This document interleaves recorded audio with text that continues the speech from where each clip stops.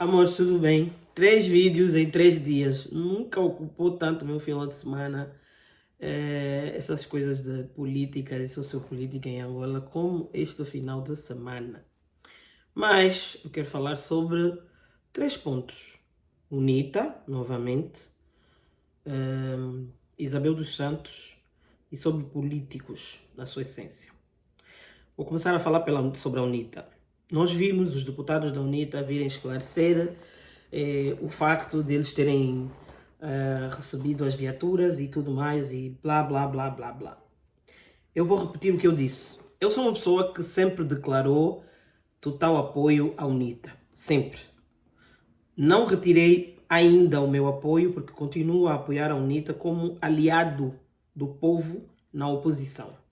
Mas reitero o que disse no vídeo de ontem. A maior oposição do nosso governo, na verdade, é o próprio povo e não a UNITA. Porque a oposição precisa de mais força, precisa de mais estrutura. Vimos os deputados da UNITA virem esclarecer que a lei confere a cada deputado. Isso é uma coisa que nós já sabemos. Mas também nada impede os deputados da UNITA, que até são alegadamente aliados do povo, em dizer que não precisavam de receber uma viatura nova. Podiam simplesmente dizer que não. Sem dizer que esses carros foram dados no dia 23 de dezembro e o povo só ficou a saber disso há 2 dias. Não vimos nenhum movimento da UNITA a dizer não. Aconteceu isso, aconteceu isso, aconteceu isso. Se essa notícia não viesse a público, nós não estaríamos aqui. Por que não informaram o povo? E vem alguém me dizer, o deputado da UNITA não é obrigado a informar o povo, quem tem que informar é o governo. O governo angolano não informa nada a ninguém. E nós sabemos disso desde que o mundo há mundo. E querer o contrário disso, ou somos muito inocentes ou estamos a fazer papéis de patetas. O ponto não é a UNITA vir esclarecer que a lei A, a lei B, a lei... Não é isso. É completamente incoerente. Para mim, isso é incoerência. A UNITA não concordar com o Orçamento Geral do Estado. A UNITA falar em fome no país. A UNITA falar que o MPLA A, B, C e D. E quando chegam as benesses, a UNITA se cala. E quando o povo questiona, a UNITA usa a lei. A lei confere, a lei isso, a lei aquilo. A lei confere, sabemos. Mas a lei não diz que você tem obrigação de receber. Vocês, deputados, todos os deputados, não só da UNITA, receberam carros o ano passado. O que é que faz receberem carros novos novamente um ano depois? No final do ano de 2024, vão receber outros carros e o argumento vai ser a lei confere. E depois dizem, isso é uma artimanha do MPLA que quer desviar a atenção do povo com regulamento, com relação à dívida pública, hoje é 2024 e blá, blá, blá, blá. Meus queridos senhores da UNITA, a questão é que o povo hoje já conhece as artimanhas do MPLA.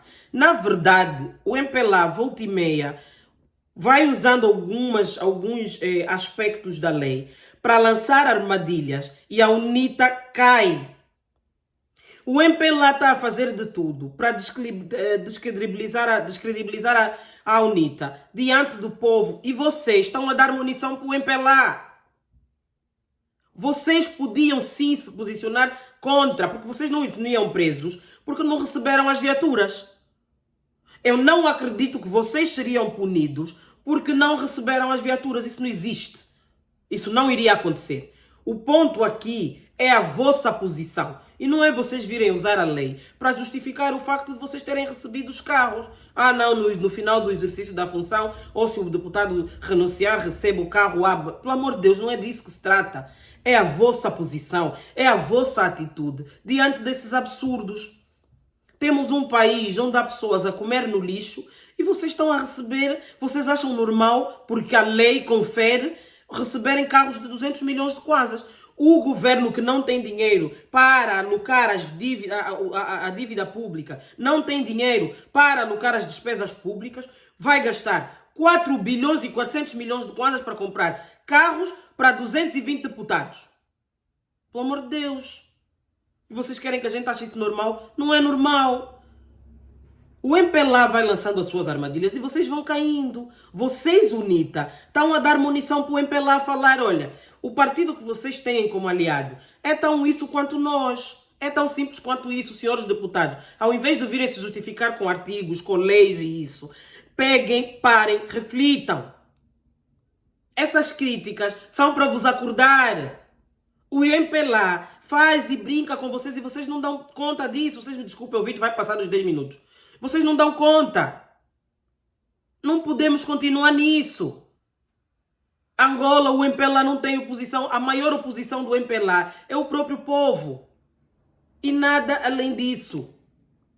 Por quê? Porque vocês que deveriam ajudar o povo a se posicionar de uma forma diferente, vocês vão cometendo esses erros. Só que cometer erro é uma vez, não é duas. Está errado, senhores da UNITA. É incoerente vocês estarem nas redes sociais, vocês estarem no Parlamento, vocês estarem na televisão, no A, B e no C, a defenderem que o MPLA é corrupto, que o MPLA é isso, que o MPLA é aquilo, e quando chegam às benesses, o povo simplesmente não vê essa posição da UNITA. A UNITA faz silêncio. E a vantagem, quem ganha com isso, é o MPLA. É tão simples quanto isso, não tem justificativa. E vem me dizer, mas se eles também não aceitassem o MPLA, faria o que fizessem. Que fizessem o que quisessem com as viaturas. O importante é que o povo veria que a UNITA não achou lógico ter carros novos, porque não há necessidade, vocês não têm necessidade de carros novos. E não me venham dizer que tem. Não tem. Então, o que espera-se de vocês, deputados da UNITA, é uma posição contrária quando de facto é necessário. Não é só dizer que o OGE está mal, que há ilegalidade com o OGE, com a dívida pública, com isso, com aquilo. Não é só isso. São em momentos como estes, quando o MPLA comete esses absurdos, que o povo queria ver uma UNITA com uma posição diferente. E vocês têm que aprender a aceitar as críticas que vos fazem. Não podemos simplesmente estar a apoiar cegamente porque A, porque B. Não. Vamos continuar a vos apoiar, mas quando vocês estiverem errados, vamos vos martelar, sim senhora. E tem dito. Passou. Isabel dos Santos. Eu, em tempos, estive numa entrevista, antes de terminar o ano, no canal da Genexstar, e foi-me perguntado porquê que se perseguia tanto a Isabel. E eu dei o meu parecer. E eu vou voltar a falar aqui a mesmíssima coisa, e isso até serve para responder certas pessoas que só ouvem para responder e não entendem. É preciso ouvir para compreender e não ouvir para responder, porque quando você ouve para responder, acaba cometendo erros. Meus caros, todo o mundo em Angola sabe que quem faz parte do governo do José Eduardo dos Santos enriqueceu com o erário público. Todo mundo também sabe que os filhos do José Eduardo dos Santos, assim como toda a camarilha do MPLA, enriqueceu com dinheiro público. Isso nós sabemos. Isabel, Tizé, Mano Vicente, todos que estão lá hoje são todos ricos com dinheiro do erário público. Isso nós sabemos. Mas isso não invalida o facto da Isabel ter capacidade de gestão. Podemos não gostar da Isabel dos Santos, mas ela é uma ótima gestora. E vem as pessoas me dizer, ela geriu o quê? Então ela só é ótima gestora em Angola, porque agora que está fora, ela não faz nada. Vocês acham que a Isabel, nesses 6 ou quase 7 anos que ela está fora da Angola, ela não tem nenhuma empresa lá fora que ela está a gerir? Juro que vocês têm essa inocência. Pelo amor de Deus. Vocês acham que o João Lourenço, perpetra essa perseguição implacável com a Isabel, porque ele não tem mais nada para fazer? Meus amores, podemos, repito, não gostar da Isabel, mas a Isabel é uma ameaça tanto para o MPLA como para o João Lourenço. E vou-vos dizer aqui, eu aposto com quem quiser e eu vou-vos dizer que eu vou vencer. Se a Isabel resolve se candidatar à presidência da República de Angola, ela vai ter apoio de muita gente. O povo vai esquecer que ela é filha do José Eduardo dos Santos e vai votar nela. E a Isabel vai ganhar de lavada o João Lourenço e o Adalberto Costa Júnior. Eu aposto com quem quiser. Isso não significa... Eu não sou apoiante da família dos Santos, nunca fui. Eu sempre deixei isso muito claro nos meus vídeos. Mas O facto de eu reconhecer a capacidade intelectual da Isabel, que ela tem, uma mulher que vai estar nas grandes leads, nos grandes meios, fala 7 línguas, tem empresa em todas as partes do mundo, embora sejam empresas constituídas com dinheiro público. Você vai me dizer que essa mulher não tem capacidade de gestão? Você vai me dizer que essa mulher não tem capacidade intelectual para dirigir a ABC, inclusive para se candidatar à presidência da Angola? Desculpa. Eu não aceito isso. Posso não gostar, mas não reconhecer a capacidade intelectual dessa mulher, desculpem-me, mas estamos a ser nécios. Isso não existe. E o facto de eu reconhecer isso não me diminui em absolutamente nada. Absolutamente nada. Não estou com isso a defender Família dos Santos ou coisas do gênero. Mas a Isabel provocou o monopólio do mercado. O que é que se vê hoje no governo do João Lourenço? Um monopólio ainda maior. Um monopólio ainda pior. O poder saiu da mão dos Santos e foi para a mão do João Lourenço. O que é que se vive hoje? Eu sempre defendi que esse combate à corrupção do João Lourenço estava todo errado. Estava todo errado. E ele é focado na Isabel. Se estamos a falar de combate à corrupção e muita gente diz que ela tinha que estar presa, por que o Manuel Vicente não está preso? Manuel Vicente é o maior ladrão do erário público da Angola. Mas Manuel Vicente tem 42 bilhões de dólares em espécie. Como é que isso é possível? O processo dele, vimos o João Lourenço mover seus e terra para tirar o processo do Manuel Vicente de Portugal para Angola, hein? E pegaram nesse processo, arquivaram.